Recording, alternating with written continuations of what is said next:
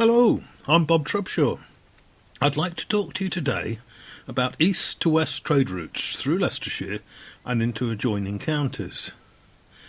In my most recent video I looked at several routes in northeast Leicestershire running roughly north-south into Nottinghamshire. They linked various Roman small towns, and all of them cross the east-west routes which feature in this video. Now, to be honest, my real interest is these east-west routes, but I felt that I needed to get the more north-south routes sort of dealt with in a separate video to keep things reasonably simple. As you will have guessed from the title of this video, all these east-west routes are known as saltways, or a close corruption of that phrase. But salt traders were not the only people using them. The saltways I'm discussing had been used in the 13th and 14th centuries to transport wool from the farms in the East Midlands to the ports on the east coast to be transported to the continent for spinning and weaving. A great many wagon loads of wool made their way from the East Midlands to the east coast ports, and perhaps most of these loads would be taken to recognised ports such as Boston and, Bishop's Lynn, as King's Lynn was known until 1537, and all the necessary taxes paid to the customs officers. However, northwest Norfolk also had a great many less formal loading places, such as Burnham-over-Staithes, Thornham, and, little lanes running to obscure creeks, such as to the west of Castle Rising. Some of these informal loading places were even known as Shepherd's Ports. Indeed, the Wouldn't Survey map still shows Snettisham Beach as Shepherd's Port. So, anyone looking to dodge the revenue men would have plenty of options along that coast. And there were very good reasons to dodge the revenue men, as the wool tax imposed in the 13th century by Edward I deemed that a third of the proceeds of a sack of wool went to him, another third went to the church, and just 1/3 to the farmer. Once the wool had been unloaded, these wagons would then need to return to the Midlands. Then and now a return load would increase the wagoners' profits.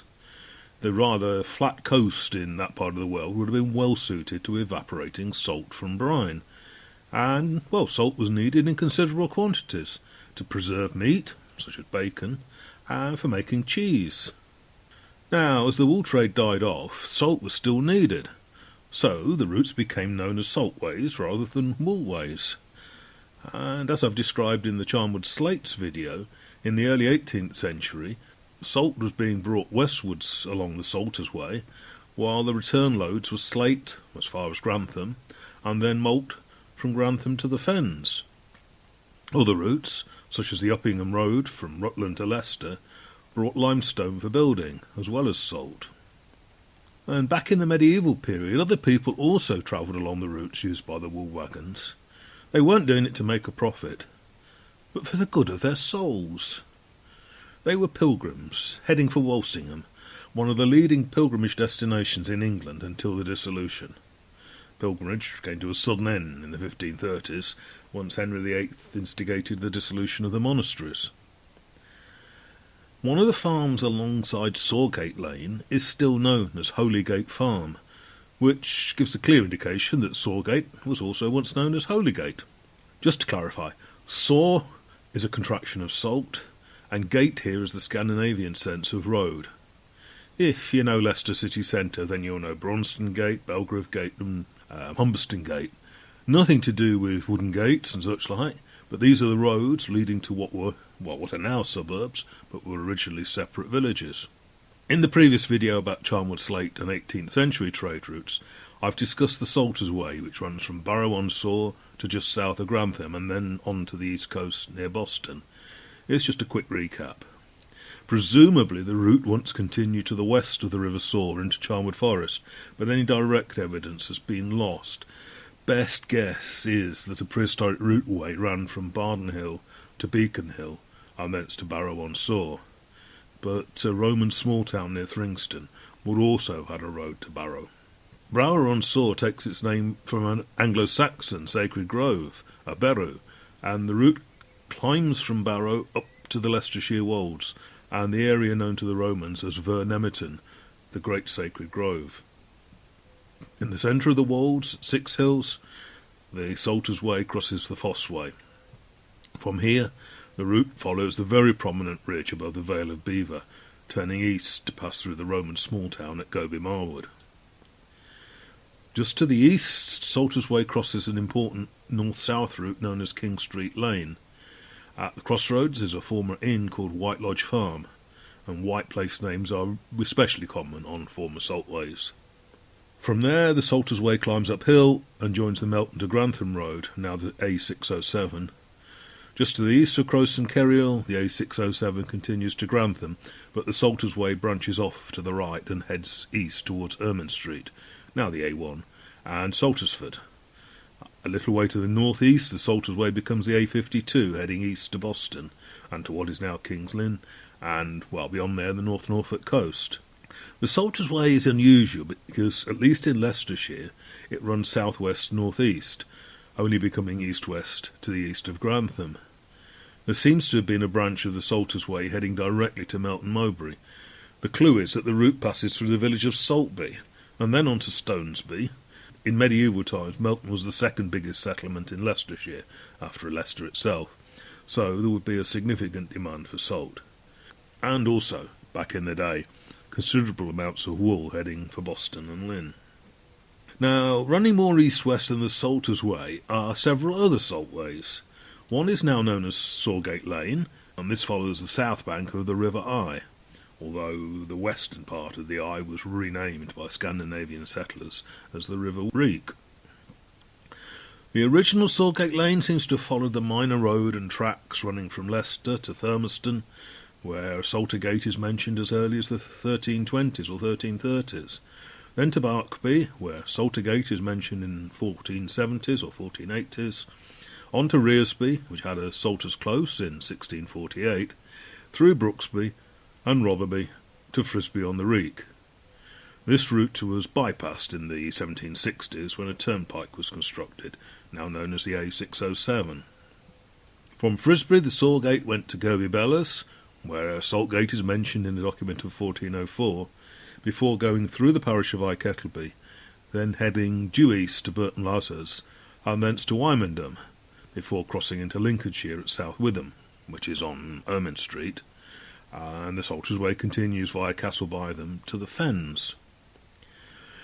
Now, Sawgate Lane branches near Rearsby, with a route going west to Seagrave, which is from the Old English Seathgraph, for sacred pool in a grove, and then on to Barrow-on-Soar, which, as I said, takes its name for a sacred grove, as well as being an important Roman and Anglo-Saxon loading point on the River Soar. Now, the road from Ashby de la Zouch to Melton would seem to have been a salt way also. Tantalising, there's a reference to a salt street in Wymswold, which is a major village on that route. This is mentioned in a document of 1412, again in 1543, and finally in a 17th century land transfer. Richard Ellison has identified the fields which are mentioned in these documents, and they straddle a still existing footpath which runs parallel to the post-enclosure reward lanes to the east of Wymswold. One of these enclosure ward lanes is now the A6006 to Melton Mowbray, while the other lane heads off north-east towards Willoughby on the Wolds. Richard thinks that in later centuries Salt Street became known as Willoughby Way. About 3 miles south of Sawgate Lane there's evidence of a parallel saltway, as Thorpe Satchville is said to be on a salter's road, and a series of lanes and footpaths running west from the Iron Age hill fort at Borough on the Hill run through Thorpe Satchville, Ashby Folville, Gadsby and Rearsby. We can reasonably assume that an Iron Age hill fort was at the junction of several prehistoric trackways. And only a short distance to the south is another east-west route running on a ridgeway. On this routeway, formerly known as the Ridgeway, is the Moody Bushstone, traditional moot site later used for court leets. Moot sites are pretty inevitably near the crossing of 2 or more old routes. The Uppingham Road, now the A47, started out as a medieval trade route to Peterborough, then at the edge of the Fens, so would have been used by carriers taking wool to the coast and bringing back salt. But the Uppingham Road is shadowed by yet another parallel saltway, as a Salter's Cross in Luffenham is mentioned in 1615, and a minor road through Ridlington, Preston, Wing, Pilton, Luffenham and Ketton runs roughly parallel to the north of the A47, so that too could have been a saltway. Nearer to Leicester, but still just to the north of the A47, Keyham once had a Salters Close, and Humberston had a Saltersford Bridge, and that was called Saltersford Bridge as late as 1835, and they're both on a route into Leicester that extends eastward to Tilton-on-the-Hill, Braunston in Rutland, and on to Oakham. There's tantalising evidence of an all but lost routeway from the Fossway near Cosby, which was the meeting place of Guthlaxton Hundred, heading towards Elshilton and on to Sutton Cheney. As Peter Foss noted back in 1991, Sutton Cheney was the most westerly possession of Croyland Abbey, and Croyland's main income was from salt pans. And if this route is indeed medieval, and plausibly even older, it presumably extends eastwards from Cosby to Countersthorpe, Kilby, Wistow, Kibworth, Turlangton, Hallerton, Horninghold, and then Uppingham, and then the route eastward we now know as the A47. Now, the ability to bypass Leicester and thereby avoid paying tolls on goods being transported would have greatly appealed to medieval traders. Coastal salt pans were a pretty labour-intensive way of producing salt. No surprise that after the 1840s, salt was mined in Cheshire and then transported by rail. The price fell quite dramatically, making evaporation pans uneconomic. So the saltways dropped out of use, and salt was transported by the rail network. Now, while known as saltways, as I've suggested, this is only one aspect of their use. The sheer number of east-west routes running almost parallel suggests that there was much more to them than merely saltways. And indeed, such skeins of near-parallel routes suggest a much older origin. One of the best clues is that some follow valleys, such as Sawgate Lane, or the ridge tops, as with the Salters Way and the Ridgeway. Now, I'm not the first to make this suggestion. Back in 1988, the very eminent historian Howell Fox referred to the bundled tracks running east from the Saw Valley and over High East Leicestershire. He thought they were evidence of transhumance. Transhumance is the seasonal movement of livestock between different summer and winter passages. The underlying problem is having enough grazing to keep livestock alive during the winter. Eventually, haymaking alleviated the problem, while manufactured feeds are a modern solution to the problem. But traditionally, pastoral farmers exploited different types of terrain and grazing on a seasonal cycle. Usually, not always, the summer pastures were on higher ground, and in many languages there are words for these higher summer pastures, and frequently these words become part of place names, such as Hafod in Wales and Shealing in Scotland, and also in the German-speaking regions of Switzerland we have the Alps. Leicestershire has a clear example of transhumance, as the village of Somerby, on high ground to the south of Melton Mowbray, means the summer settlement. The BY ending is from the 10th or 11th century, but there may have been a Somerham or Somerton before that. Leicestershire is certainly not the only place with evidence for transhumance. In at least two cases, the evidence is for Neolithic transhumance. In a recently published book based on 30 years of fieldwork, Dewey Bowen and Olwyn Pritchard suggest that the Neolithic chamber tombs in Pembrokeshire and Carmarthenshire are located on east-west transhumance routes. And it also seems that the Neolithic monuments on the Marlborough Downs in Wiltshire, such as Avebury and the Causewayed enclosure and Longbarrow nearer to Alton Barnes, were connected to similar sarsen stone chamber tombs, such as Kit's Coty House, in the north of Kent, by a transhumance route running alongside the River Kennet and the Thames, and this follows the chalk uplands from the Marlborough Downs, the North Downs, and along the north of the Weald. The route is still in use. It's the M4, the M25 and the M20. And there's some evidence for prehistoric activities along the Leicestershire transhumance routes. I've already noted that the western end of the Salters Way passes through Vernemerton, the Iron Age Great Sacred Grove, and the Barrow which gives its name to Barrow-on-Soar, before continuing west to Beacon Hill, a known Bronze Age hill fort, and to Barden Hill, a presumed Bronze Age and maybe Iron Age hill fort. Sawgate Lane seems to continue west to Seagrave, which is from the Old English Seathgraff, or Sacred Pool in a Grove, and then on to Barrow-on-Soar, which also takes its name from the Sacred Grove. And now, Seathgraff and Barrow only date back to the Anglo-Saxon period, but we can confidently assume that these sacred sites date back to the Iron Age or earlier. In the mid-1990s, a major Bronze Age ritual site was discovered at Kettleby, right on Sawgate Lane.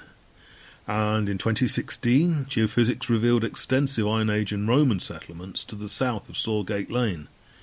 Very recently, a scatter of undated but probably prehistoric features were identified east of Melton, but south of the River Eye, close to Sawgate Lane.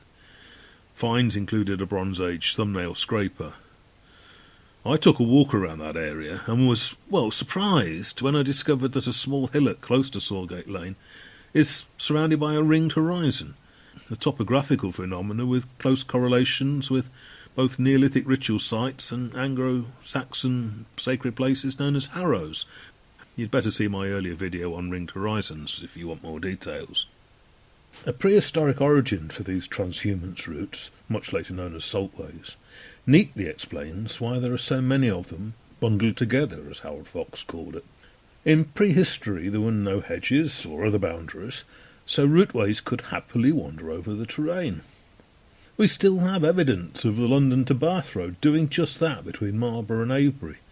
The deep ruts caused by 18th century coaches and horses became fossilised once a turnpike road, later the A4, was constructed a short way to the south. The prehistoric landscape would often be wooded, but rarely the sort of dense woodland and undergrowth of recent centuries. Rather, it was managed for woodland grazing with plenty of clearings, and some of those clearings would be linear, creating, as it were, corridors through the trees. And there was nothing to stop prehistoric routeways becoming several such corridors in close proximity, scanning their way over quite long distances. Once created, those routes would remain in use, even after medieval great fields were enclosed, and often after the 18th century enclosure awards brought about much smaller fields. So, should the title of this video have been Saltways in Leicestershire, or should it have been Neolithic transhuman routes in Leicestershire? The evidence for saltways is very clear, but the evidence for prehistoric routes is, just tantalising glimpses. But that's probably as good as we can ever expect.